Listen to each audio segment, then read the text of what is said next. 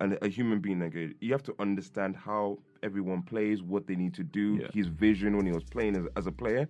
Zidane is the complete player. There's no one better.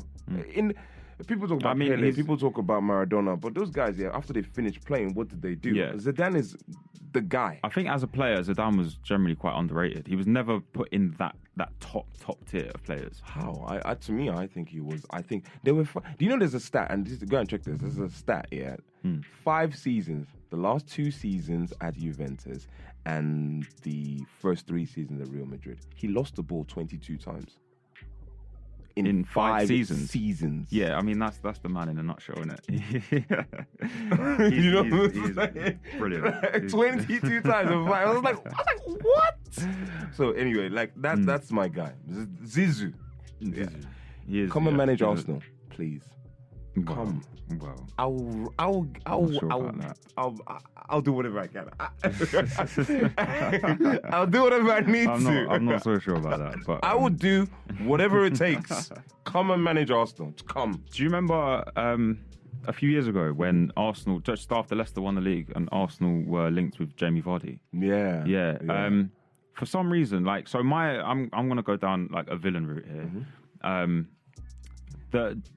I say the media, but you know, like the kind of the comedy spoof media, like what Soccer AM tried to be. Yeah. And so I was approached about a week ago by this presenter from Soccer AM. I don't think he works for them anymore, but I was outside the Emirates, and I was just going about my business, and he comes rushing up to me with a microphone and a big camera, like with another guy, and he's like, "Jamie Vardy's just signed for Arsenal.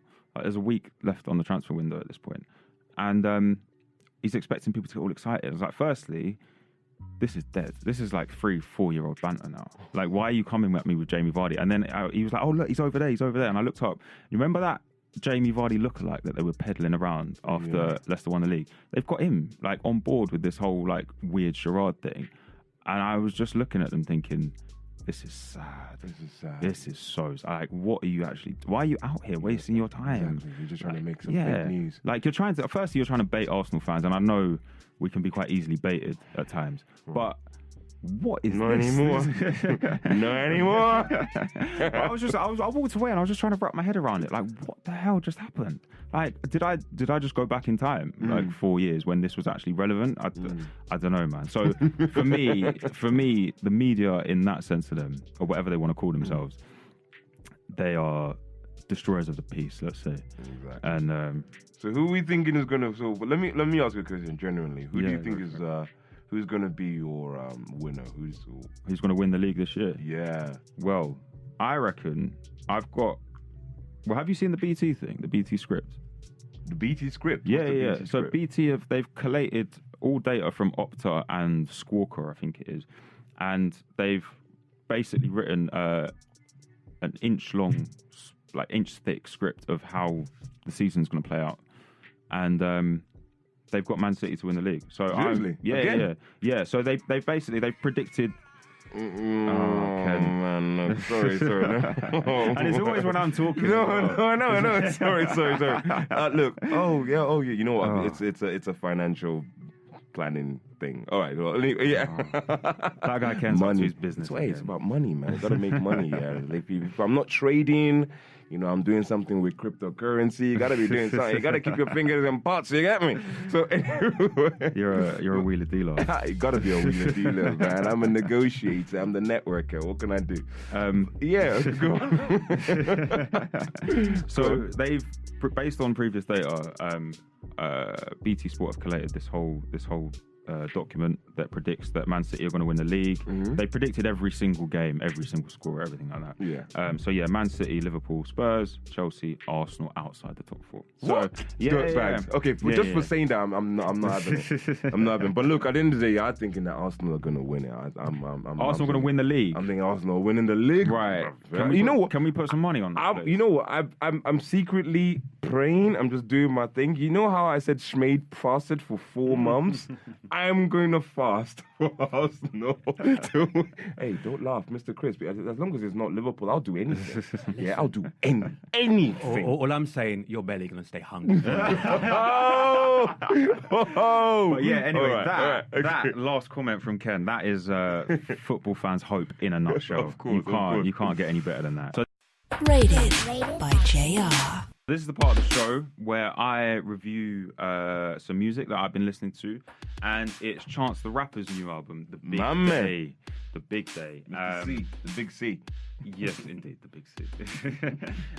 So it's his first studio album, and he's the executive producer on it, but there are a ridiculous amount of feature producers, including Timbaland, Murder Beats, Smoke Rono, and the list of featured artists is even longer. Like, I can start with John Legend, Nicki Minaj, Gucci Mane, and his brother Taylor Bennett.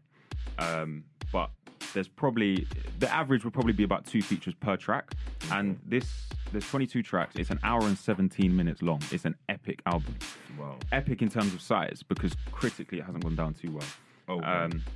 But basically, I reckon the reason why it hasn't gone down too well is it's called The Big Day, and it's the whole thing is dedicated to his wife, who he recently married. Okay. And so if you want nearly an hour and a half's worth of tracks saying I'm married, then this is the album for you. Oh, wow. Yeah, so no, people have just been saying that he fell off because his mixtapes, like Acid Rap, was about him just being a much younger man and making mistakes and doing stuff like that. And then the Colouring Book, which came a few years later, was about him finding God and just how his life's evolving. And now this is his first studio album about his new wife. Okay. So people saying he's fell off. We want the old Chance back. And an example of what I'm talking about. There's a song on the album called "Found a Good One," which clearly, you know, it says what it means, or it means what it says. And you can kick off this song by, he basically goes, "I ain't single no more, I ain't single no more, I ain't single no more," and I still think to this day he's probably still saying that line because it goes on for so long. And this is this is basically the theme of everything. Oh, wow, okay. I need to listen to this. I need to give it a... But saying that, right, so he's also been criticised for trying to appeal to too many people. So across the album, 22 tracks, you've got gospel, hip-hop, trap, R&B, soul, and there's even a house track on there. Oh, wow. Yeah. So it's kind of like, if you are... Yes, Mr. Chris, let's do this. You're not vibing. Yeah. You still think it's last night, Ken? Yeah, last night was epic. Anyway, we finished it off better. God. So if you are like a hardcore Chance fan from what he's done before, people are saying this isn't for us because he's covered such a wide range of bases. It's like he's just trying to get as many people to buy as he possibly can. Yes, Mr. Crisp. Isn't this what Ed Sheeran does? Ed Sheeran is mainstream pop, though. Yeah. And doesn't Ed Sheeran write every track for everybody who ever existed on the planet? Oh, at the end of the day, he hasn't tried drum and bass. That sounds that's coming. But I think when you're ultimately boxed into mainstream pop, which Ed Sheeran undoubtedly is, you can do all that sort of stuff because that's kind of how that side of the industry works. No one writes their own stuff anyway, and he started off as a songwriter. That's what he was. So yeah, and one of my favorite songs on this Chance album, actually there are 2. So there's one called Big Fish. It's a trap song, and I think the reason it works, like, trap is not Chance's style. Okay, but no. But like I said, there's so many featured artists on this album, which again has turned some people off. But I think he uses them well. So Gucci Mane is on this track, and he's a trap artist. So the reason I actually like this song is because the hook is catchy. It's catchy as and I think that I think overall Chance has played it quite well. He's put the features in where they need to be to make the whole thing kind of come together. I do think it's a little bit long, however. And yeah, so Sun Come Down is another great track. It's just about his legacy after he's gone, using his image and all this kind of stuff. Do it right. Don't abuse everything like so many times you see movies and stuff like that made about people, and they just mess it all up completely. Yeah, at the end of the day, I think I'm going to have to give it a fast listen, because at the end of the day, it's talking about adulting and growing up, man. So yeah, exactly. We all know Chance the Rapper. That's what I like to hear in someone's discography. I like to hear evolution and how that's they get... the word, yeah, exactly. evolution, exactly. Yeah. So it's that, exactly. Yeah. So, you know, we'll go and give it... What's the name of the album again? It's called The Big Day. It's out on Spotify. All right, perfect. It's definitely worth a listen. Definitely on. Yeah, let me listen to that after this. Probably my chill out. But I would say my chill out tracks. But it's a nice, like, easy listening. Like you know, yeah. If you don't want too much depth, if you just want your meaning like straight off the shelf, then it's the one for you. And how are the beats, Mr. Beatmaker? The beats are very varied. Like I say, because the genres go like they're just so sporadic. It's a very well. Like individually, each beat is very well produced. There's one Ballin' Flossin', I think it is, which I think is the house track that I'm not. Get your moves out, boys. Shape. I'm not so keen. Little box. So what's that? Yeah, I'm not so keen on the production of that, but just it's the sounds. I don't really get on with those sounds. But because the whole thing was executive produced by Chance, it kind of works. There's a few decent skits by a guy I can't remember what his name is, but as soon as you hear his voice, you know exactly who he is. Do you remember in The Fresh Prince? Is it Lisa's dad? When him and Will go up in the plane and they parachute out and they get stuck in the trees. Yeah, exactly. Yeah. Remember and that. there's like all the hot sauce and all that. Yeah. So that guy's voice, it's unmistakable. All right. Well, like I said, I'm gonna have to listen to this, man. Sounds good. Sounds mad. Sounds my kind of thing. Baller of the week. Taking a 2-0 lead in. Will it be 2-1 or will it be 3-0? As the reigning champ, I'm gonna let you go first. Okay. If you're ready. Okay. You're ready. Well, I'm ready. Right. So I'll be honest. I've struggled. I have really struggled this week. And considering I took I gave you such a whooping last time. I swear you literally just about beat me, because even you thought that mine should have won. Yeah. So how was the whooping? But go on. Okay. Let's see what you got. I thought I'd take it a bit more easy this week, a bit more lighthearted. So there was a Chelsea fan, and he was on a tube, and it was basically a clip that went viral across Twitter.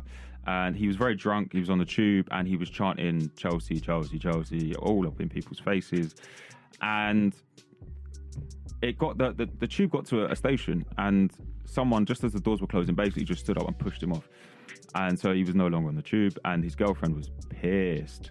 And I thought, it's a bit poetic justice. I don't want to label all Chelsea fans the same, but do you remember a few years ago when the Chelsea fans wouldn't let the guy on the tube? I remember in France. Yeah, exactly. And Chelsea PSG, wasn't it? Yeah, well, I think it was, yeah. And yeah. So, I mean, just for the sake of it, and just for the laughs, I put the guy that pushed the Chelsea fan off the tube as my baller of the week. Isn't that God? I mean, oh, come on, that's exactly. Oh, come on. You're not really giving me a chance. Right, you got kind of, in an abstract way. In the red corner, we have God. I mean, things, the universe just, it balances things out. So, maybe God was responsible. You never know.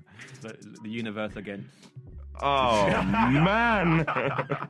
Whoever came man. So, my baller of the week is a guy that, you know what?